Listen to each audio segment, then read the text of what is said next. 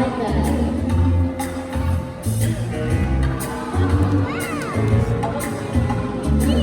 Very big relation, boy. Thank you so much.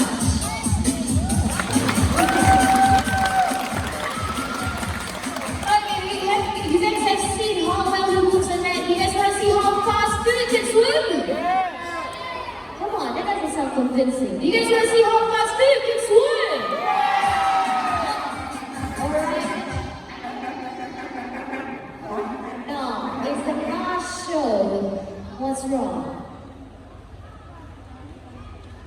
He doesn't want to swim. But he's the sea lion. He was saying he just saw something big and scary. Hey, we don't play this game. Okay, Philip, you know what? Let me help you check on this side. You guys check on the other side, okay? Okay, let's do this. Nothing in the middle. Nothing over here. Alright, Philip, let's go. Let's check out how fast you can swim. A shark? Philip, if there was a shark, you'd be dead by now. Let's set up the speed. That's right, that's 40 kilometers per hour. As fast as a unicorn.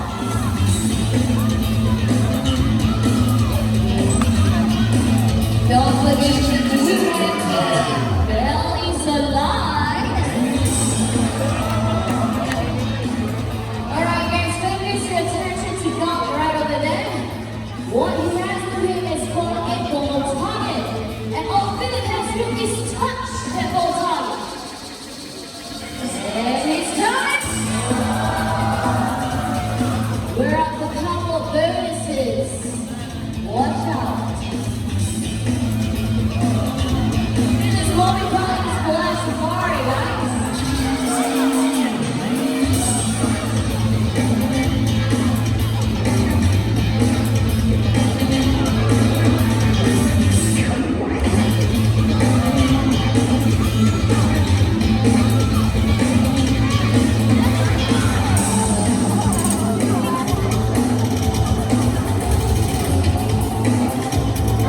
Focus your attention to the glass panel. Because this is what we call the corkscrew behavior.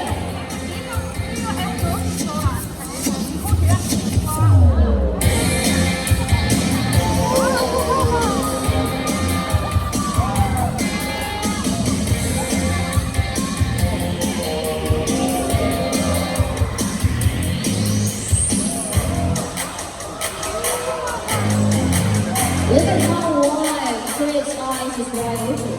On sea lions, they have a special membrane that creates a layer for them, which helps them to look for food and also to swim away from the predators.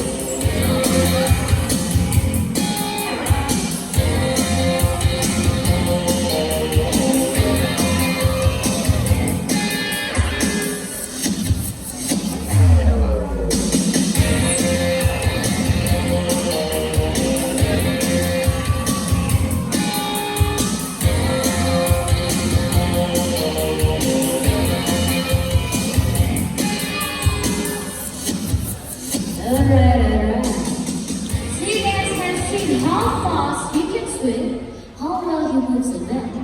Right now, we're going to test his intelligence and also self-control. So Nokia has placed Philip right on the ground. And what he's going to do is that he's going to place a piece of fish right in front of Philip. Well, the thing about Philip is that he is so well trained that he will not touch the fish unless Nokia gives him the cue, and that is a single clap. If you guys do not believe me, you guys can try. Give him a single clap. See what you guys can distract him. Very good. Okay, hold on you guys, hold on you guys. Why don't we do this together? Put your hands up in the air. I'm going to count to 3, you're going to clap together. It's just one single clap, okay? Ready? 1, 2, 3. A bit fast, a bit slow. You try this again. Come on. Ready? 1, 2, 3. 1, 2, 3. 1, 2. Okay, try this one last time. Give me your best shot. Come on, put your hands up in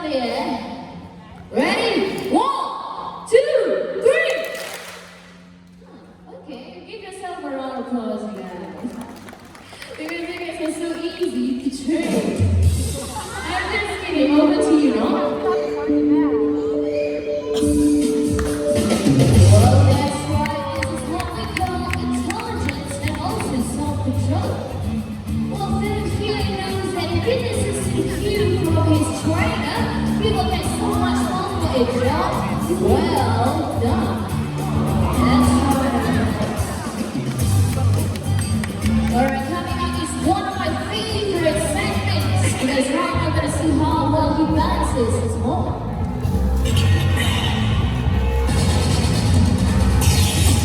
Well, sea lions have flexible necks. And with the help of their wisdom, it keeps things up the ordinary now. Well, you started showing off just yet, everyone. We have a fuego.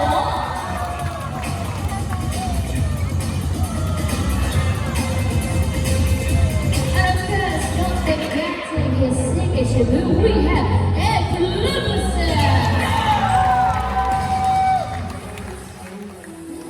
Alright, let's take a detour for all fun and games. Because right now, we're going to talk about something serious. We're going to talk about the ocean's deadliest monsters. Now, I'm not talking about killer whales, I'm not talking about the great white shark. I'm talking about plastic. Every year, tens of thousands of animals die because of plastic waste harming the ocean. They mistake them as food. So sea lions, sea turtles, and also dolphins, they eat them, they choke on it, and they die. Well, for fishing lines and also for fishing nets that are left behind, can cause great danger to animals. So what happens when a fishing line gets entangled onto their flippers? Well, this happens, everyone. And it really hurts, they won't be able to swim. Well, for fishing nets that get entangled around their necks, and every time they struggle, it gets even more tighter. And what happens, Philip? That's right. It's not enough. And go! No? Shall we make noise? No? How about you guys not clapping away, humor? There you have it.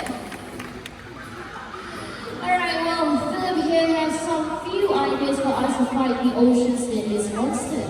For instance, for those of you guys who love going for grocery shoppings, instead of using plastic bags, why not switch it over to bags such as what Philip here is holding?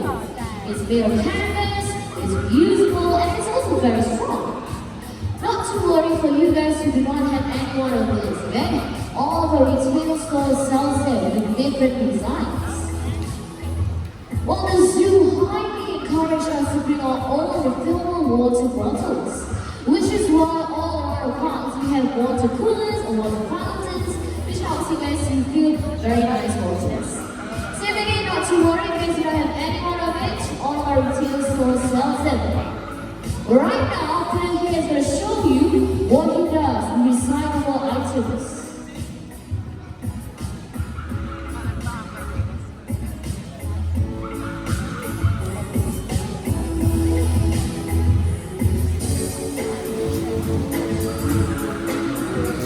That's right, we're picking them up and also going to the nearest recycling center